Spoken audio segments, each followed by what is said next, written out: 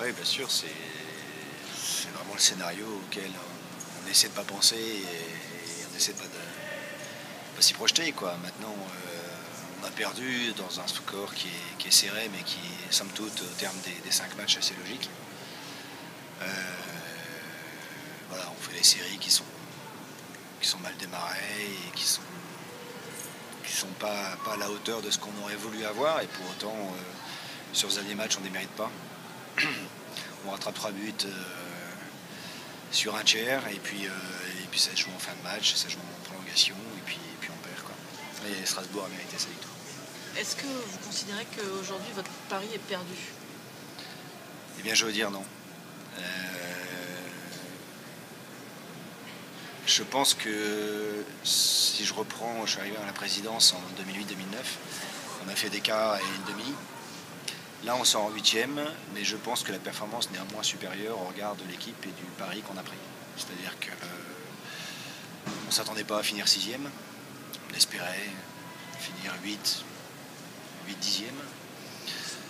On finit sixième et on va en série. Maintenant, la série, voilà, quoi, c'est les playoffs, avec la magie et la tristesse que ça peut représenter dans certains cas. Je crois qu'on est déçu en fin de parcours, mais si on garde la tête froide, non, on est dans l'objectif complètement, et on est même un peu au-delà de l'objectif qu'on voulait. Même si évidemment on n'attend pas l'objectif initial sportif qui était la demi-finale. Pour autant, d'un point de vue purement sportif, voilà, les gars ont beaucoup progressé, nos jeunes ont progressé énormément cette saison, et ils constituent l'ossature de notre projet. Donc, de ce point de vue-là, c'est un succès. Et les supporters s'en foutent de tout ça. Eux, ce qu'ils voulaient, c'était des titres. Et sortir en huitième, pour eux, c'est une catastrophe. Oui, j'entends bien, et pour autant, les supporters, on n'a pas triché avec eux. On a annoncé ce projet, on a annoncé que ce serait compliqué, qu'on aurait peut-être des bonnes surprises. Et on en a eu quelques-unes, mais pas assez. Et effectivement, on n'a pas été au bout.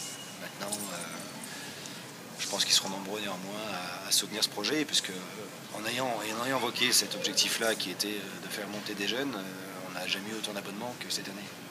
Donc il y a une adhésion du public sur ce projet.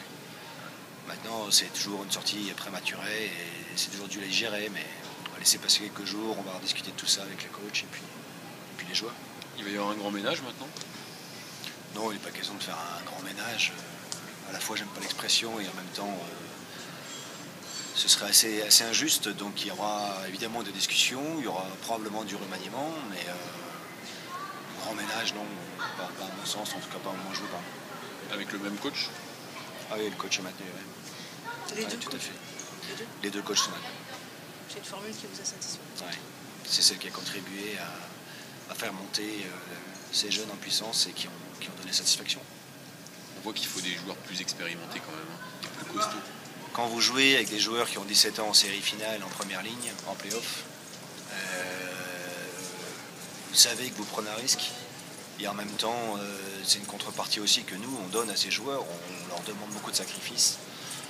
Ils ont fait beaucoup de sacrifices, et ils nous l'ont bien rendu. Il va se passer quoi maintenant dans les jours, les semaines à venir?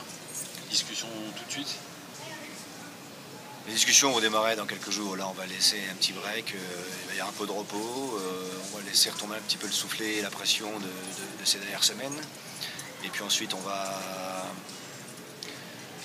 se rencontrer, on va d'abord discuter avec le coach, avec les coachs, un petit peu avec le staff médical, et puis ensuite on va effectivement engager les discussions avec les joueurs. Oui.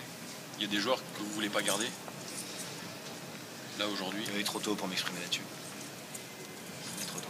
Par exemple, quand on prend un poste clé pour les playoffs, le gardien, il n'a pas été forcément à la hauteur cette saison.